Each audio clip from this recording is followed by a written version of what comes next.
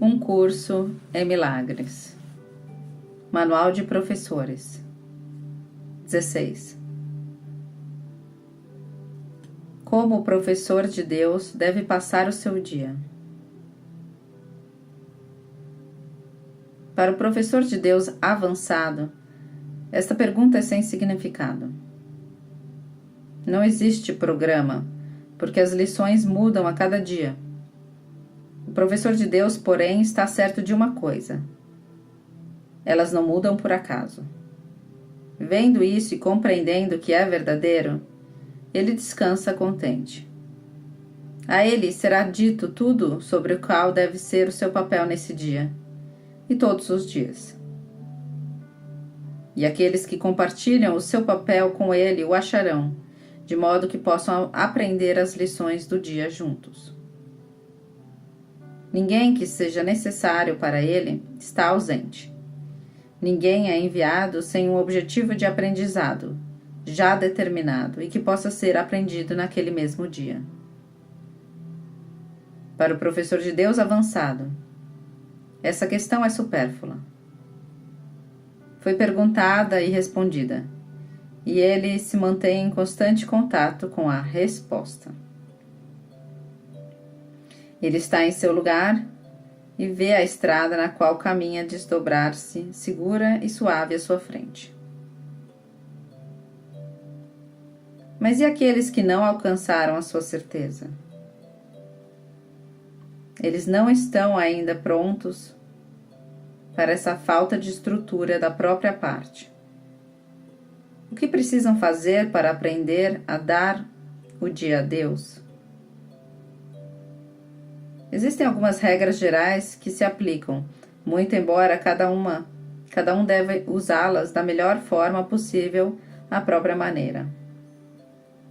As rotinas, como tais, são perigosas, porque facilmente vêm a ser deuses em seu próprio direito, ameaçando aquelas mesmas metas em nome das quais foram estabelecidas.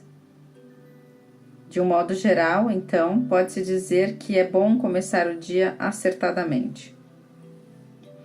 Sempre é possível começar de novo, caso o dia comece com um erro. No entanto, são óbvias as vantagens em termos de economizar tempo. No início, é sábio pensar em termos de tempo.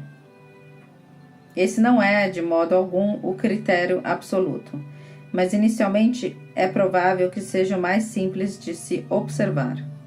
A economia de tempo nos estágios iniciais é um ênfase essencial, e embora ao longo do processo de aprendizado ela continue importante, vai sendo cada vez menos enfatizada. No início, pode-se dizer com segurança que dedicar algum tempo a começar o dia acertadamente economiza tempo. Quanto tempo deve-se gastar com isso? Isso tem que depender do próprio professor de Deus. Ele não pode reivindicar esse título enquanto não tiver terminado o livro de exercícios, já que estamos aprendendo dentro da estrutura do nosso curso. Depois de completados os períodos de prática mais estruturados que o livro de exercício contém, a necessidade individual passa a ser a consideração mais importante. Esse curso é sempre prático. Pode acontecer que o professor de Deus não esteja em uma situação que lhe favoreça pensar em quietude ao acordar. Se é esse o caso, que ele apenas se lembre de que está escolhendo passar o seu tempo com Deus o quanto antes e que o faça.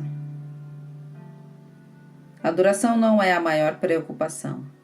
É fácil uma pessoa ficar 1 hora sentada de olhos fechados e não realizar nada. Do mesmo modo, pode-se facilmente dar a Deus um instante apenas e, nesse instante, unir-se completamente a Ele. Talvez a única generalização que se possa fazer seja essa.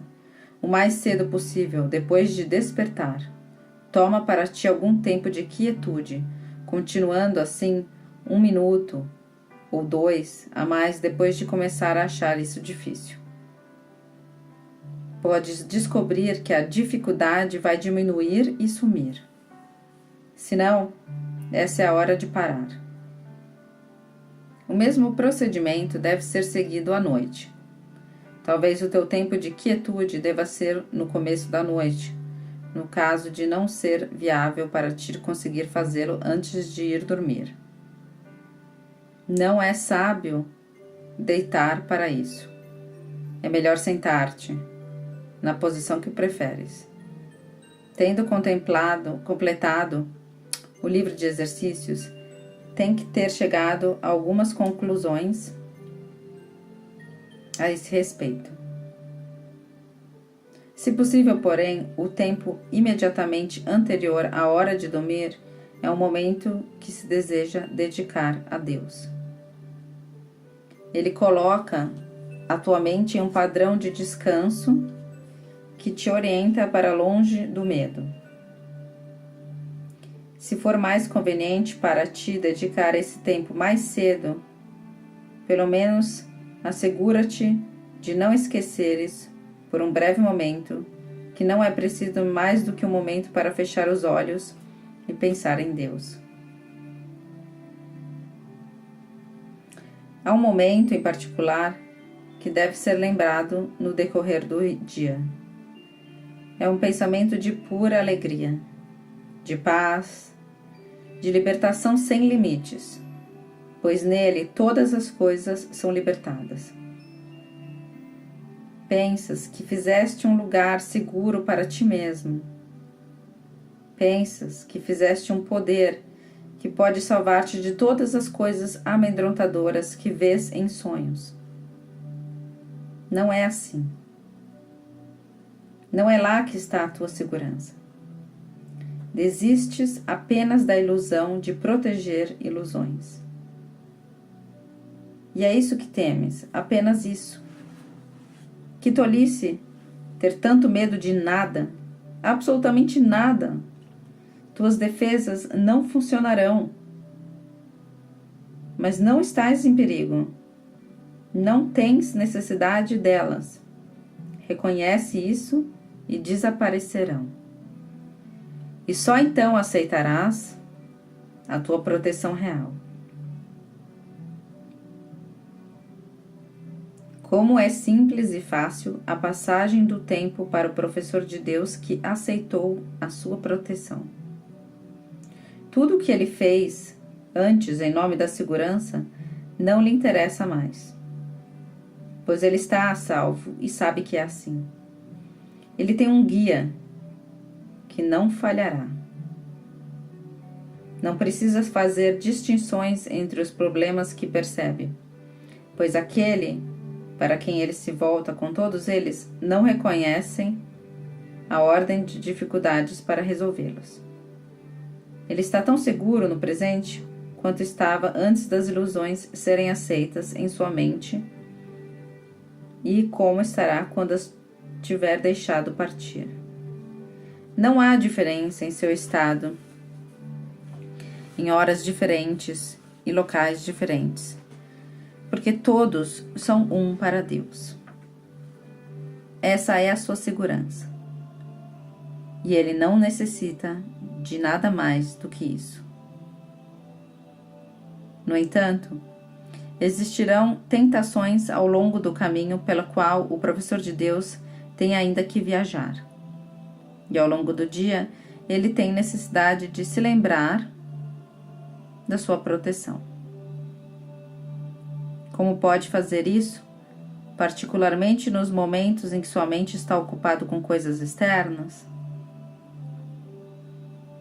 Ele não pode fazer outra coisa senão tentar, em seu sucesso, depende da sua convicção de que terá sucesso.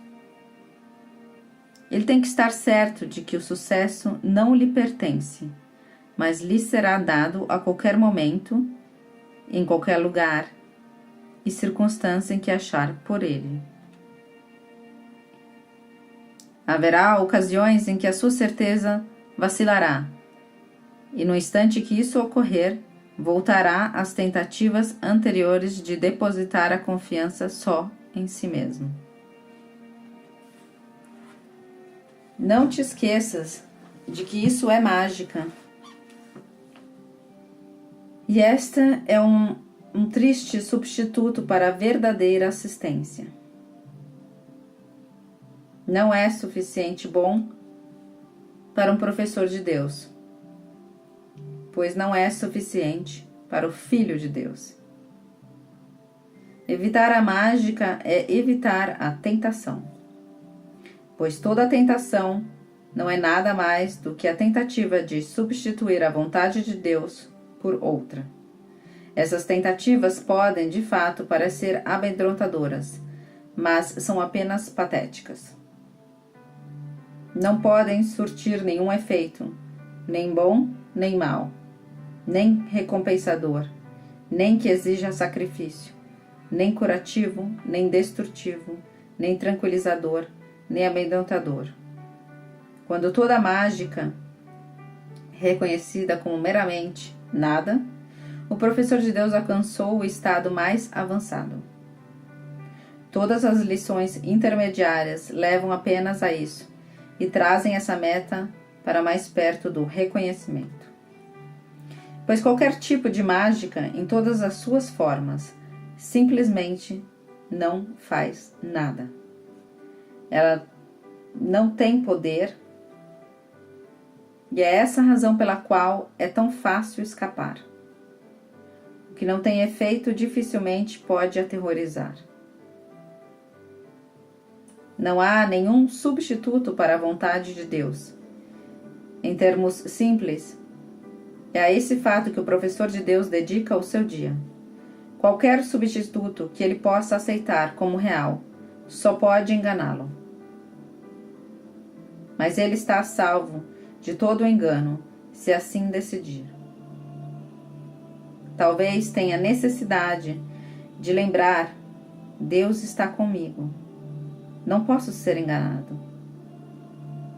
Talvez prefira outras palavras, ou apenas uma, ou nenhuma. No entanto, qualquer tentação de aceitar a mágica como verdadeira tem que ser abandonada através do seu próprio reconhecimento. Não por ela ser amedrontadora, não por ela ser pecaminosa, não por ser perigosa, mas meramente por ser sem significado. Como a mágica é enraizada no sacrifício e na separação, dois aspectos de um único erro e nada mais, ele apenas escolhe abrir mão do que nunca teve. E por esse sacrifício, entre aspas, o céu é restaurado à sua consciência.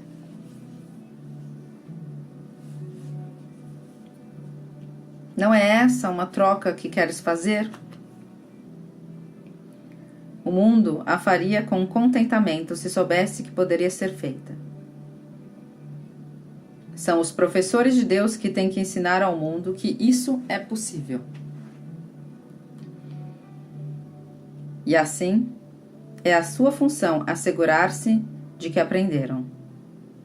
Não há risco possível ao longo do dia, a não ser o de colocar a tua confiança na mágica, pois é somente isso que leva à dor. Não há outra vontade, senão a de Deus. Os seus professores sabem que é assim, e aprenderam que tudo o mais é apenas mágica. Toda a crença na mágica é mantida apenas por uma única ilusão simplória, a de que ela funciona.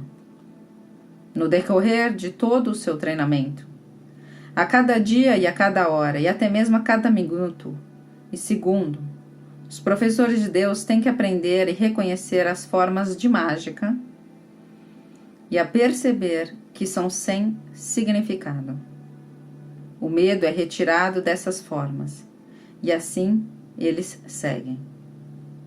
E desse modo a porta do céu é reaberta e a luz pode brilhar mais uma vez sobre uma mente imperturbada.